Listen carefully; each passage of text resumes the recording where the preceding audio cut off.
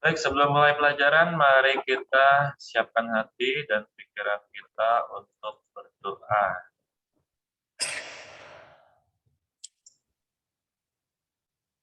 Topik kita panggilan karya profesi.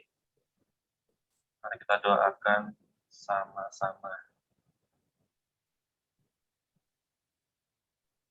Dalam nama Bapa dan Putra dan Roh Kudus. Amin.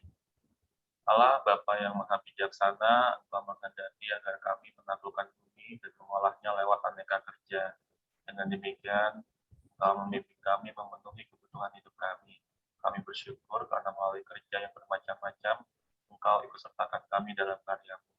Engkau sendiri terus bekerja sampai sekarang, bahkan Engkau terus bekerja dalam aneka pekerjaan yang digeluti umat-Mu. Bapa, kami bersyukur atas aneka bidang kerja dalam masyarakat kami yang mencerminkan keragaman karya-Mu sendiri. Istimewa kami mengucap syukur atas pekerjaan kami saat ini sebagai pelajar. Bantulah kami melaksanakannya dengan segenap hati dan penuh bersyukur.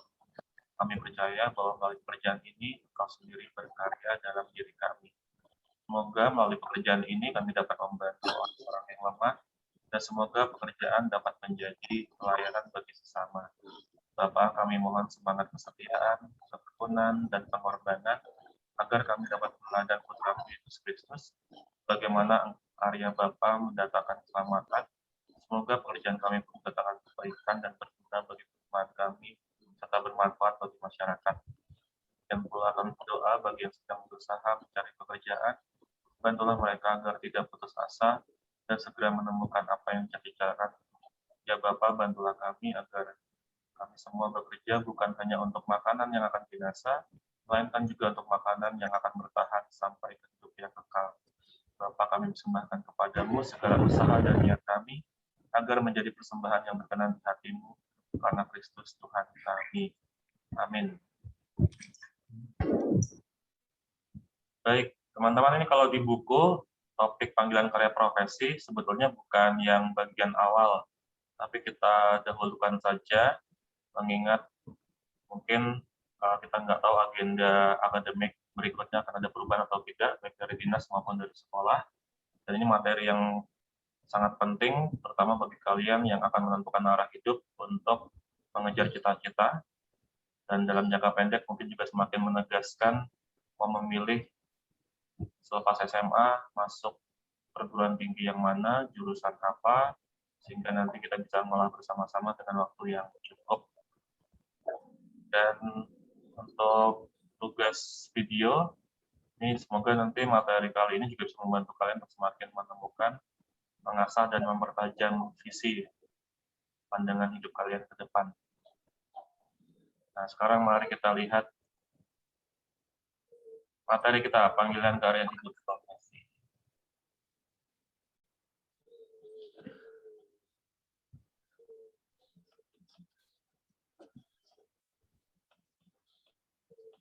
Sudah kelihatan ya?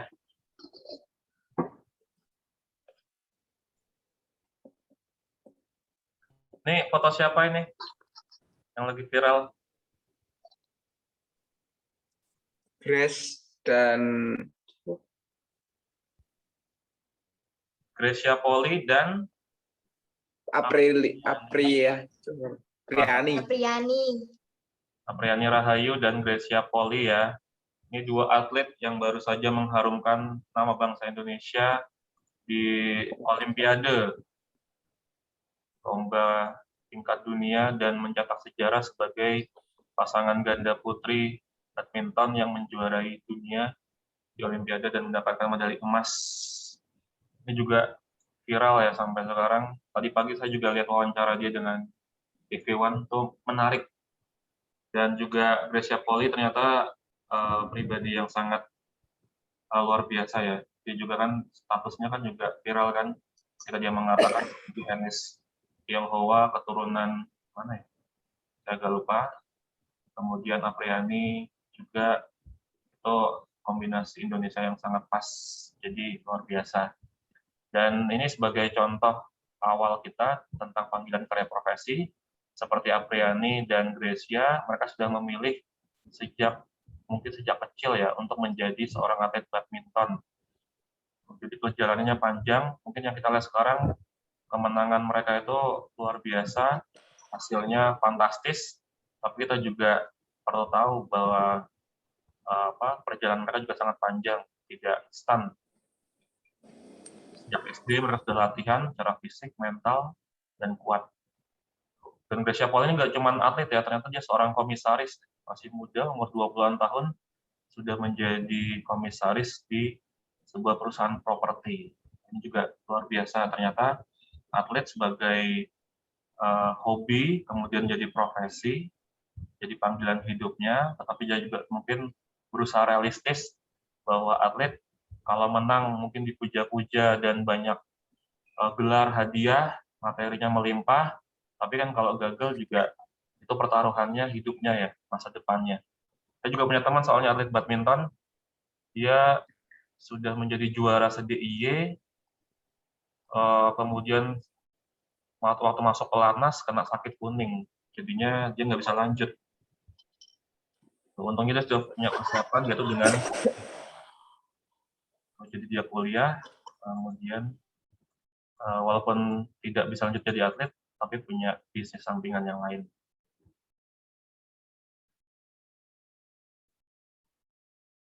Nah, ini mungkin tantangan kita sekarang yang sedang belajar daring di era pandemi, bisa aja tergoda untuk selalu rebahan ya, dan lupa bahwa kita punya cita-cita, punya tujuan, punya perjuangan. Nah, kita harus bisa mengkondisikan baik di sekolah maupun di rumah. Jangan sampai seperti di gambar ini. Pas di sekolah mungkin kalian merasa harus tampil rapi, mandi, seger, dandan, supaya kelihatan cantik, kelihatan ganteng. Tapi kalau di rumah mungkin kurang menjaga penampilannya, hati-hati ya. Kalau kurang menjaga penampilan, penampilan juga soalnya sangat penting. Nggak cuma kemampuan kompetensi, tapi kan juga penampilan sangat penting ya untuk menciptakan kenyamanan dalam bekerja. Coba kalau kalian nanti bekerja, kalian kelihatan kumuh kayak gini kan juga nggak menarik dan malah mengganggu. Kalau ganteng cantik memang relatif, kalau jelek ya mungkin yang bilang mutlak sih, tapi relatif juga sebenarnya. Kalau kalian pernah lihat film Cruella, ini kan bisa dilihat secara online ya, ini juga filmnya bagus loh. Kalau kita hubungkan dengan tema panggilan karya profesi, ini kan seorang fashion designer kan.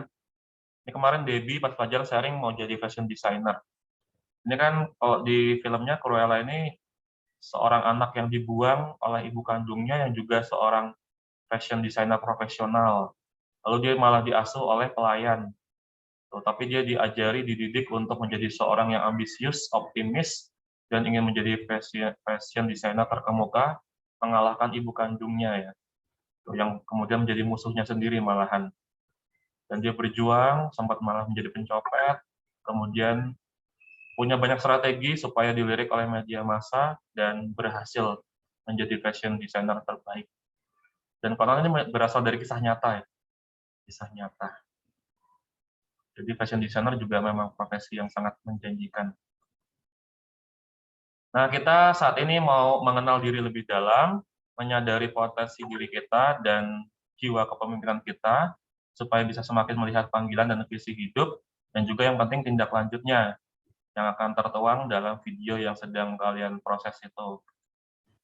Sehingga kita bisa mencoba mengenal diri lebih dalam, seperti permukaan gunung es ini, mungkin yang kita tahu tentang diri kita hanya kecil di atas permukaan. Tapi di dalam diri kita masih banyak potensi yang tersembunyi, yang perlu digali, yang harus ditemukan, masih banyak talenta yang masih bisa kita gali ya, apapun itu. Karena manusia tidak hanya punya satu kemampuan, tapi multi talenta.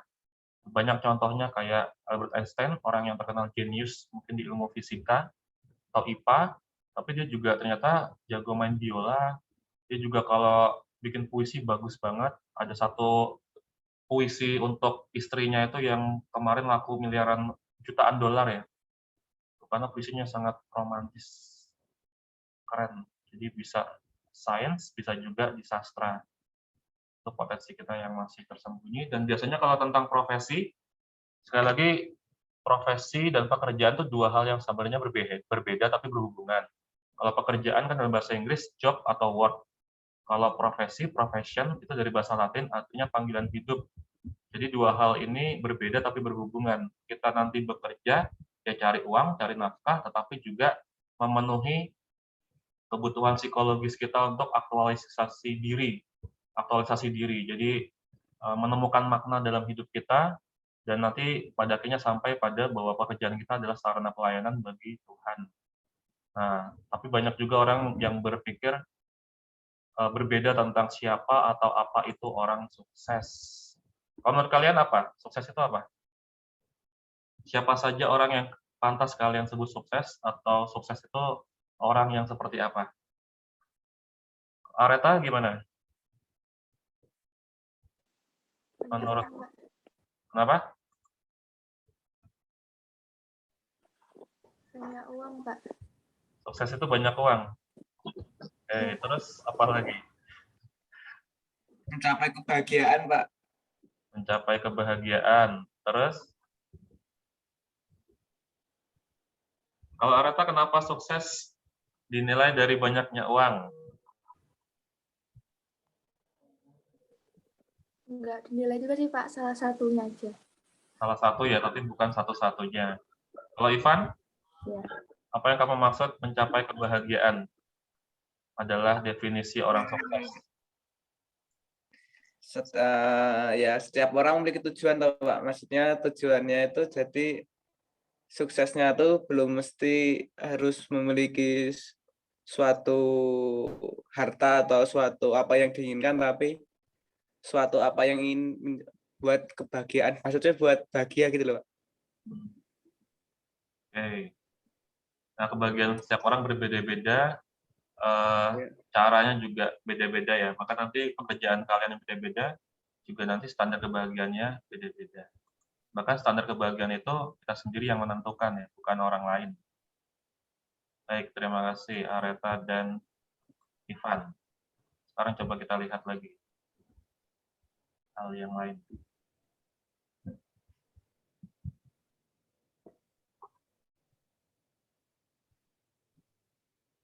Nah, sukses itu juga pada umumnya orang berpikir orang yang sukses adalah orang yang menjadi pemimpin. Pemimpin itu ibaratnya seperti di dalam gambar ini adalah orang yang bisa mengarahkan orang lain. Kita lihat contohnya nanti adalah orang-orang yang mampu mempengaruhi, influencer sekarang itu ya. Banyak kan influencer jadi sukses kan, mempengaruhi orang untuk mengikuti gaya hidup tertentu, cara hidup yang mungkin berkualitas, dan orang ini biasanya jago komunikasi, punya karisma, punya kompetensi khusus, punya visi yang jangka panjang, dan energizing people, mampu memberikan energi pada orang lain. Contohnya influencer siapa yang kalian tahu? Mungkin kayak Deddy Corbuzier ya, itu kan luar biasa. Dia ilmu komunikasinya bagus, public speaking-nya keren, ada karismanya juga, kompetensinya juga macam-macam di bidang entertainer, usaha juga dia bikin brand sendiri kan, Alpha Rules itu, kemudian punya podcast, visinya juga luar biasa tentang pendidikan, energizing people, bisa memotivasi dan memberikan energi yang positif kepada orang lain. Saya suka Deddy Corbuzier. Atau juga Dr. Tirta, walaupun kontroversial, itu juga luar biasa. Ilmu komunikasinya, karismanya, kompetensinya, visinya, cara dia ngomong, walaupun ngegas, walaupun dia bisa memberikan energi pada orang lain, mampu mempengaruhi influencer. Nah, contohnya tentu yang paling keren juga menurut saya adalah Bung Karno, Presiden pertama Republik Indonesia.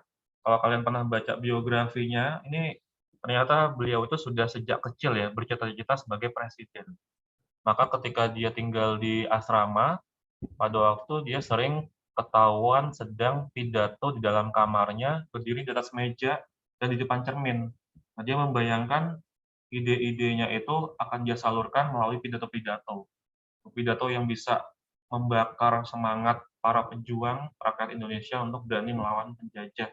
Dan kita lihat setiap Bung Karno pidato, ini orang-orang itu berjubel-jubel kayak nonton konser ya. Padahal ini pidato yang ibaratnya orang nggak dipaksa, nggak diundang, cukup tahu bahwa ada Bung Karno, mereka semua bergerak untuk melihat bagaimana Bung Karno itu pidato. Pidato juga bukan hanya bisa ngomong doang ya, tapi kan dia juga membuktikan bahwa ilmunya, kata-katanya memang sangat luar biasa.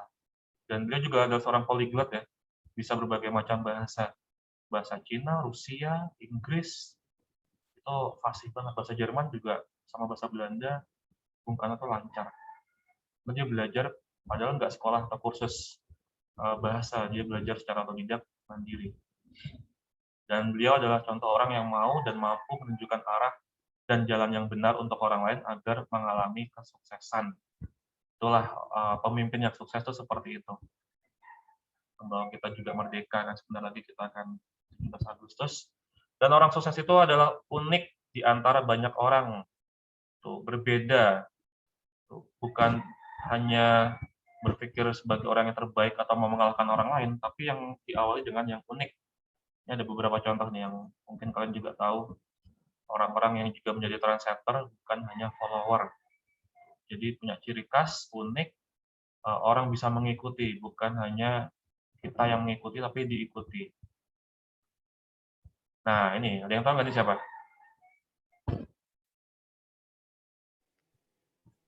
Bikin Aki. Lagi. Siapa dia, Van? Itu apa? YouTuber apa, Pak? Bahasa Apa dia kontennya? tentang Ome TV. Sama TV. Ngapain dia situ? Ya, multi bahasa, Pak. Apa betul? Berbicara dengan bahasa asing. Oke. Ini kalau yang cewek, Dian sama Reta tahu nggak ini siapa? Tahu, Pak. Oh, ini dia apa? Karakternya, kontennya. Selain multi bahasa tadi.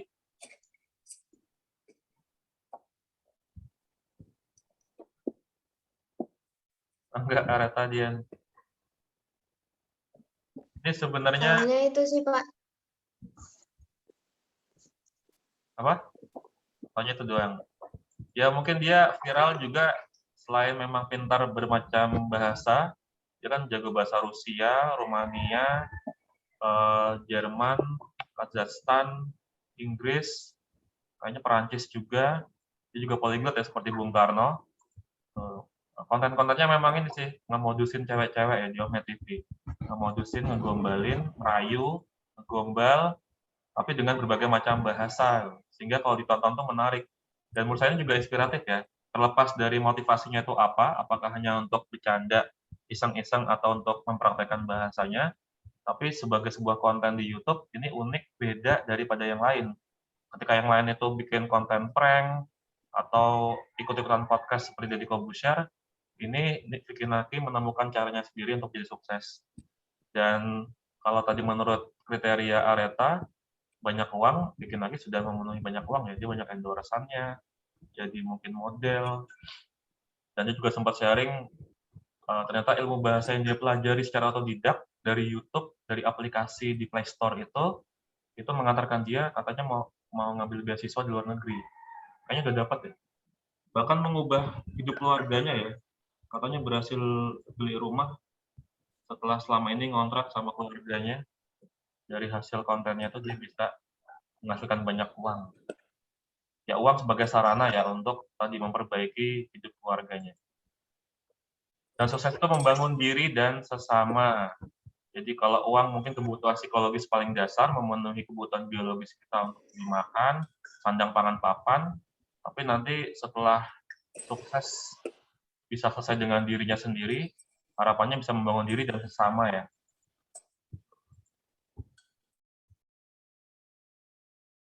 Nah, ini juga contoh yang sukses adalah siapa ini? Yang di kiri? Airin. Iren Sukandar. Sama siapa sebelahnya? Pak Dadang ya, atau Dewa Kipas. Ini viral banget. Mereka, menurut saya juga salah satu definisi orang sukses ya. Kalau si Iren kan seorang atlet catur, sejak kecil dia sudah bermain catur, dia adalah seorang grandmaster tingkat dunia. luar biasa banget ini. Dan prosesnya yang panjang mengantarkan dia menjadi catur yang sukses. Pak Dadang juga sebenarnya kan atlet walaupun tingkat daerah, dan dia viral gara-gara bisa mengalahkan Gotham Chess. Dan yang paling sukses di acara ini tentunya Deddy Corbuzier, karena banyak endorsan seperti Tokopedia, macam-macam, itu memberikan banyak sekali benefit. Nah, karakter orang sukses ini juga kalau kita bisa rumuskan adalah doa ibu. Doa ibu ini singkatan dari yang pertama digital mindset, artinya kita harus punya cara berpikir digital, apalagi ini era yang teknologinya melimpah. Kalau kalian masih berpikir konvensional untuk jadi sukses, kalian akan ketinggalan. Kayak Vicky Naki mau jadi sukses, ngincer beasiswa di luar negeri, nggak harus punya uang banyak untuk kursus, tapi bisa belajar dari YouTube, kan banyak tutorial, banyak aplikasi yang gratis, tinggal mau atau tidak. Bukan sekarang orang yang punya privilege, orang tua yang kaya pasti sukses, belum tentu. Anak orang kaya bisa aja membuat keluarganya bangkrut kalau nggak pintar ngelola keuangannya, atau nggak hati-hati cara hidupnya. Tapi orang yang nggak punya apa-apa bahkan bisa sukses kalau punya digital mindset. Jadi manfaatkanlah segala media sosial, aplikasi, HP, gadget, laptop yang kalian punya untuk memenuhi ini ya, dengan cara berpikir digital mindset. Yang kedua, observer dan active listener. Pengamat dan orang yang aktif memperhatikan ketika ada orang sukses, bukannya mencibir atau nuduh, oh dia jangan-jangan babi ngepet nih. Kan kemarin soal viral ya, ada orang tetangga yang melihat tetangganya nggak jarang keluar rumah, nggak pernah pagi-pagi manasin motor buat berangkat kerja, tapi kok bisa renovasi rumah, punya banyak uang, terus dengan gampangnya mengatakan, nih jangan-jangan babi ngepet dia nih. Jadi kayaknya gara-gara ngepet. Dan kebetulan ada uang yang hilang ya, lalu dituduh macam-macam. Padahal dia kerjanya online.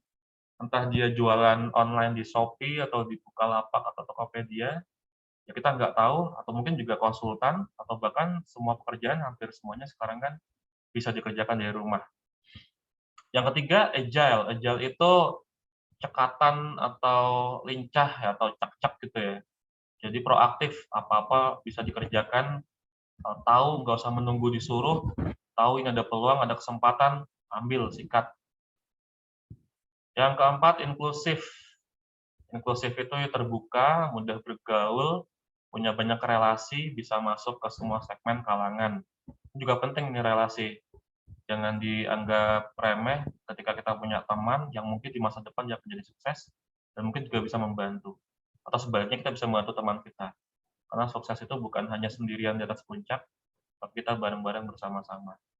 Yang kelima, brave to be different, berani berbeda. Kayak tadi sudah ya. Kemudian yang keenam, unbeatable, pantang menyerah. Jangan pantang menyerah, tetap semangat. Kayak Olimpiade itu juga, kalau kalian perhatikan sejarahnya, banyak yang dulu kalah, sekarang jadi juara. Banyak yang dulu bahkan gagal, kelihatan memalukan, seperti atlet lompat tinggi, saya lihat videonya itu, ternyata dulu di awal-awal Olimpiade, dia nggak berhasil lompat, bahkan ada yang tongkatnya patah, ada yang cedera juga, tapi sekarang jadi juara dunia. Dia belajar dari kekalahannya, pantang menyerah. Dan 6 poin ini kalau kita rumuskan menjadi doa ibu.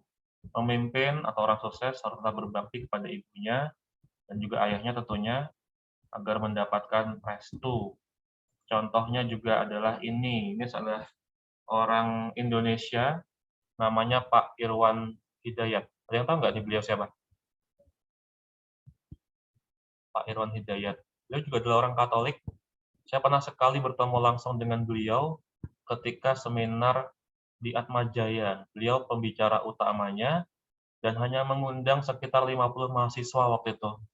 Dan jujur saya tuh kagum banget sama beliau karena beliau sebagai pengusaha dan juga orang Katolik itu suksesnya dari segala segi itu sukses.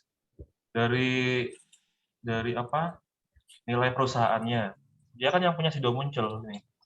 Sido Muncul yang produksi Tolak Angin, Puku Bima, kemudian dia juga yang punya Hotel Tentrem ya di Jogja itu. Tahu kan Hotel Tentrem di Jalan Monjali, itu beliau yang memiliki tolak angin itu yang paling besar memang. Dan Hotel Tentrem yang di Jogja, walaupun namanya kayaknya ya kayak nggak bergengsi gitu ya. Tapi kalau kalian ingat Presiden Amerika Barack Obama itu pas ke Jogja nginepnya di Hotel Tentrem. Ketua-ketua partai itu kalau ke Jogja nginep di Hotel Tentrem. Orang-orang luar negeri itu, orang-orang penting diplomat nginepnya di sana. Ini luar biasa ya. Entah strategi apa yang dipakai oleh beliau sehingga kok bisa mengalahkan hotel yang merupakan franchise asing yang ada di Jogja, tapi beliau tetap dipilih sebagai yang dipercaya. Nah, waktu seminar motivasi dulu, beliau tuh cerita bahwa tolak angin yang sukses sekarang itu berkat apa ya? Beliau itu sharing mengalami penampakan Bunda Maria katanya. Jadi Pak Irwan ini adalah generasi ketiga dari Sido Muncul. Kemudian dia tuh orang yang sangat apa ya, sering marah sama ibunya, nggak mau nurut. Pak Irwan cerita bahwa waktu muda dia bahkan waktu kuliah baru semester 1 keluar dari kampus hanya gara-gara ditegur oleh dosennya karena dia rambutnya gondrong dan kalau pakai baju apa lengan panjang itu dilipat. Ketika ditegur dia langsung keluar karena nggak suka ditegur kayak gitu. Dia ditegur sama ibunya juga malah ngeyel, aku nggak mau kuliah lagi, di rumah aja rebahan aja. Pokoknya apapun yang dibilang ibunya selalu dia tentang. Sampai suatu hari katanya Pak Irwan ini bangun tidur agak pagi gitu sekitar jam 5. Beliau itu kaget ketika mendengar bisikan seorang perempuan yang mengatakan bahwa Irwan kamu harus berubah, mulailah dengan berdamai dengan ibumu. Dan ketika Pak Irwan ini buka mata, bangun, yang pertama dilihat adalah patung Bunda Maria di pojok kamarnya. Lalu dia merasa bahwa jangan-jangan Bunda Maria yang menegur. Dan Pak Irwan sangat percaya, kemudian langsung ke kamar ibunya, langsung cium kaki ibunya, minta maaf dan janji apapun yang dikatakan ibunya dia akan menurut. Dan sejak itu cara hidupnya itu berubah ya. Kemudian dia mengembang Sido Muncul sehingga sukses seperti sekarang. Bahkan sedang membuat proyek untuk membuka ayam goreng di Amerika yang khas produk Indonesia. Mari. Namanya juga seorang Katolik yang banyak menyumbang di gereja, bahkan suka memberikan mudik gratis, membantu pasien kanker, membayari pasien-pasien yang kurang mampu di rumah sakit. Luar biasa. Dan juga sebagai pengusaha tadi dia dapat penghargaan ya dari majalah Forbes, majalah bisnis internasional sebagai orang sukses dan juga keluarga yang memiliki perusahaan tanpa adanya konflik satupun. Karena banyak perusahaan yang dimiliki keluarga lain sering bermasalah. Nah ini contoh Pak Irwan. Jadi dia menyeimbangkan iman dengan strategi bisnisnya. Dia tidak sekedar mencari keuntungan agar menjadi kaya, tapi juga dia berusaha membantu sesama, membangun sama Pak Irwan. Maka jadilah proaktif. Proaktif itu bisa dimulai sejak kecil dan sejak muda dari sekitar kita. Kalau ada sesuatu yang nggak beres di sampah, ya dipungut, nggak usah nyalain orang lain. Kalau ada lampu belum dimatikan di rumahmu, ya dimatikan.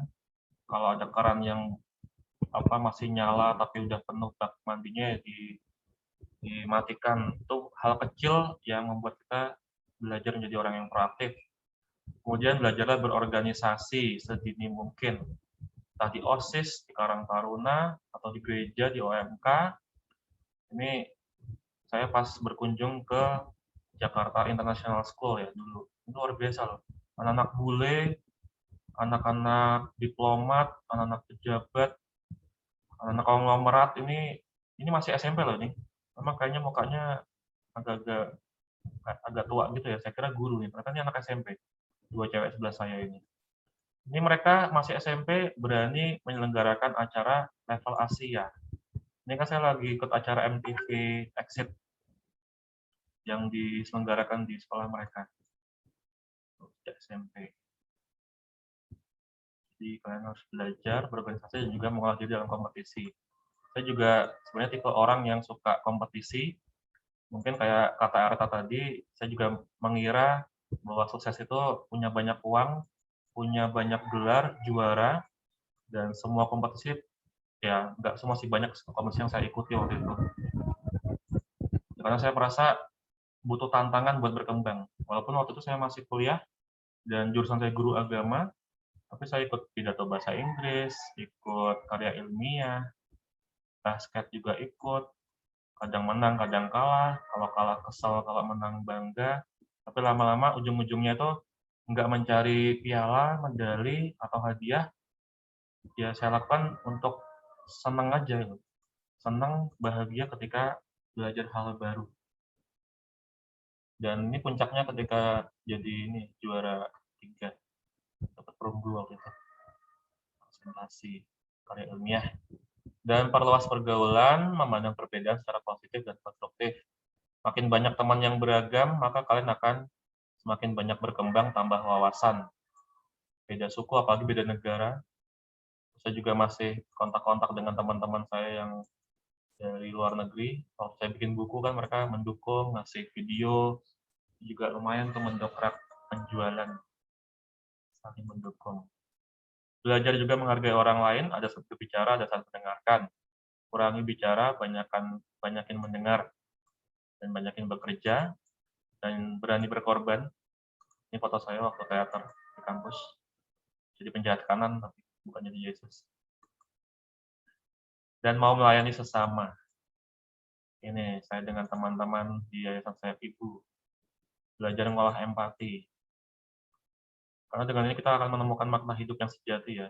Yang nggak bisa diukur dari materi. Kebahagiaan kita ketika bisa memberi dari kekurangan kita, berbagi dengan saudara-saudari kita yang ada di Yayasan Panti Asuhan Sayap Ibu. Ini juga dulu saya pas aktif pelayanan di LP Wirogunan. Ini secara materi nggak dapat apa-apa, nggak dapat uang, tapi saya jujur, ini yang di LP sama yang di Serunan, Cangkringan, ini waktu erupsi Merapi, saya dapat banyak teman yang sampai sekarang jadi sahabat, dan juga banyak dapat cerita yang berharga ya, dari perjuangan mereka. Yang kita dapat nanti, ini sebuah ucapan terima kasih dari seorang anak difabel kepada teman saya. Ciuman di pipinya. Ini katanya sih ciuman yang terindah yang dialami teman saya. Dibanding ciuman dari nggak tahu siapa. Nah, kalau kata Bunda Teresa, not all of us can do great things, but we can do small things with great love. Kita semua tidak bisa melakukan hal yang besar, tapi kita semua pasti bisa melakukan hal yang kecil dengan cinta yang besar. Bunda Teresa, ukuran kebahagiaannya, kesuksesannya, bahkan kekudusannya tidak bisa kita lihat dari harta yang dia miliki, tapi bagaimana pelayan dia di Kalkuta, India. Dan dia dapat penghargaan Nobel Perdamaian. Luar biasa ya, Bunda Teresa. Ini tadi kan dia jadi suster 40 tahun, lalu jadi kepala sekolah. Jangan mengatakan tidak pernah bertemu dengan Tuhan dalam doa, dalam biara, dalam karyanya di sekolah. Tapi justru dia menemukan Tuhan ketika dia turun dari sebuah kereta, dan di saat itu dia berjumpa dengan seorang pengemis yang kurus kering, yang hanya minta minum kepada Bunda Teresa sambil bilang, "Aku haus." Seketika itu juga Bunda Teresa melihat bahwa inilah Tuhan Yesus yang tersalib, yang dari salibnya mengatakan, "Aku haus." Itu memang persis yang dikatakan Yesus ya. Dan Bunda Teresa juga mengingat bahwa apa yang kamu lakukan kepada saudaraku yang paling hina ini, kamu lakukan untuk aku. Maka Bunda Teresa menjadi semangat, apinya berkobar-kobar untuk melayani orang kusta, anak jalanan, orang-orang sakit yang dibuang di jalan. Itu dia mengatakan bahwa dia melakukannya untuk Tuhan. Dan sukses ini juga ada makna yang berbeda dari Bunda Teresa. God has not called me to be successful, He called me to be faithful. Tuhan memanggil kita bukan menjadi sukses, tapi untuk setia. Seperti kata Tuhan juga dalam Alkitab, "Carilah dahulu kerajaan Allah, maka semua akan ditambahkan kepadamu." Semua talenta yang Tuhan sudah anugerahkan, jangan sampai dikubur, tapi gali terus dan mimpilah yang besar, kata Paus Fransiskus. Dear young people, do not bury your talents, the gifts that God has given you. Do not be afraid to dream of great things. Said Pope Francis. Dan janganlah kita jemu-jemu berbuat baik, karena apabila sudah datang waktunya, kita akan menuai. Jika kita tidak menjadi lemah, jangan kita menjadi lelah berbuat baik. Jika musimnya tiba, kita akan menuai asalkan kita tidak menyerah. Demikianlah sabda Tuhan. Baik, ada pertanyaan mungkin atau mau sharing silahkan.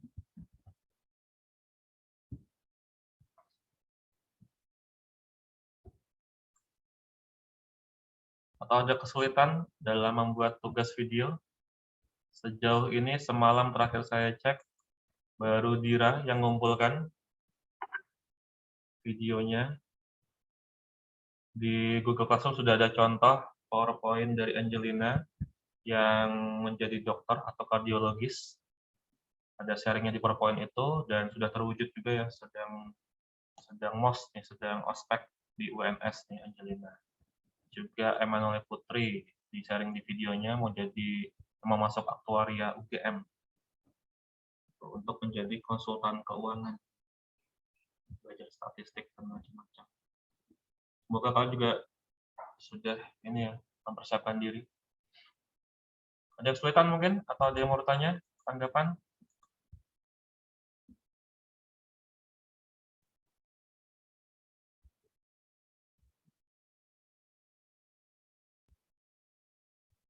Tidak ada?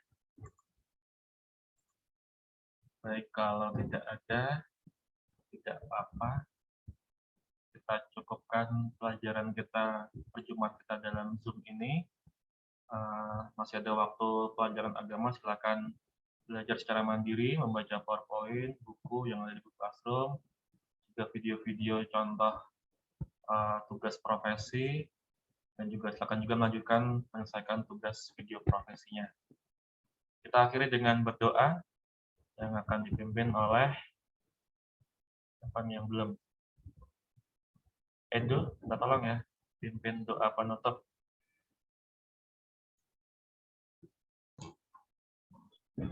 Baik, Pak Jeffrey dan teman-teman, mari kita tutup pelajaran agama kali ini dengan berdoa. Dalam nama Bapa, Putra, dan Roh Kudus. Amin. Ya Tuhan, terima kasih karena Engkau telah melindungi dan menyertai kami. Sekarang kami selesai belajar agama. Terima kasih. Bapa kami yang ada di surga, dimuliakanlah nama-Mu, datanglah kerajaan-Mu, jadilah kehendak-Mu di atas bumi seperti di dalam surga. Berilah kami rezeki pada hari ini, dan ampunilah kesalahan kami, seperti kami mengampuni yang bersalah pada kami. Dan janganlah masukkan kami dalam pencobaan, tetapi bebaskanlah kami dari yang jahat. Amin. Dalam nama Bapa, Putra, dan Roh Kudus. Amin. Terima kasih Edo, terima kasih semuanya. Selamat melanjutkan pelajaran.